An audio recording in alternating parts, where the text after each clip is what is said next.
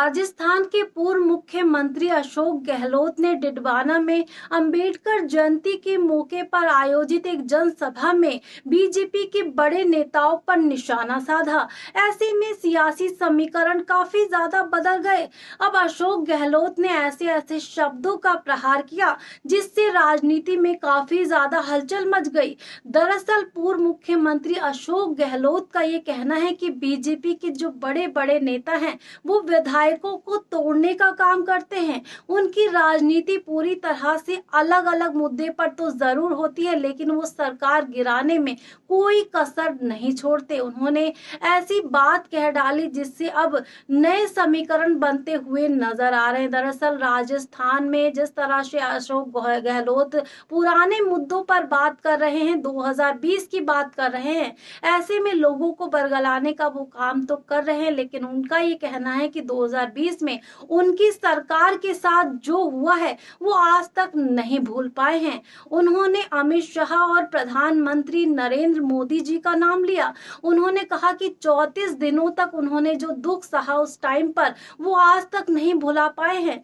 ये दो लोग मिलकर उनकी सरकार को गिराना चाहते थे। विधायकों को काफी ज्यादा पैसा वो देने पर तुले हुए थे, लेकिन जो विधायक थे वो उन पर विश्वास करते थे। यानी कि अशोक गहलोत ने कहा कि उस टाइम पर जो हमारी सरकार थी विश्वास पात्र थी। हमने जो काम लोगों के लिए किए थे और जो विधायकों के लिए किए थे, तो विधायक हमारे लिए पूरी तरह से आश्वस्त थे। उन्होंने इतने वैसे काम किए हमारे खिलाफ, लेकिन वो हमें हिला नहीं सके। दरअसल सीधे तौर पर अशोक गहलोत जो है बीजेपी पर निशाना साधते हुए बार बार नजर आ रहे हैं। वसुंधरा राजे की अगर बात की जाए, मदन राठौड़ की अगर बात की जाए, तो उन्होंने कई एंगल से बातें अपनी सामने रखी है।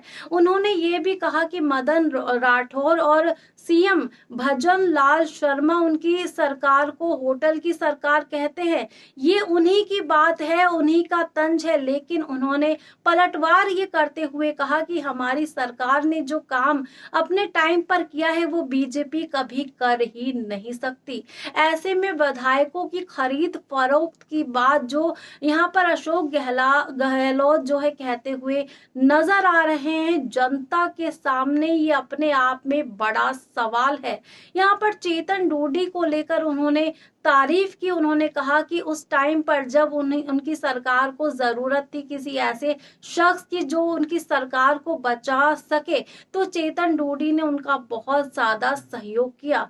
जनता के सामने वो ये कहते हुए नजर आए कि भाजपा की वजह से कर्नाटक में सरकार गिरी, भाजपा की वजह से ही महाराष्ट्र में सरकार गिर गई, लेकिन उस टाइम पे राजस्थान ही एक ऐसा राज्य था जहां की सरकार भाजपा गिरा नहीं सकी। ऐसे में लोगों को यहाँ पर लोगों का आशीर्वाद वो पाते हुए नजर आए। उन्होंने कहा कि आपके आशीर्वाद की वजह से ही हमारी सरकार जो है अच्छे से चल पाई और भाजपा हमारा कुछ भी उस टाइम पर बिगाड़ नहीं सकी।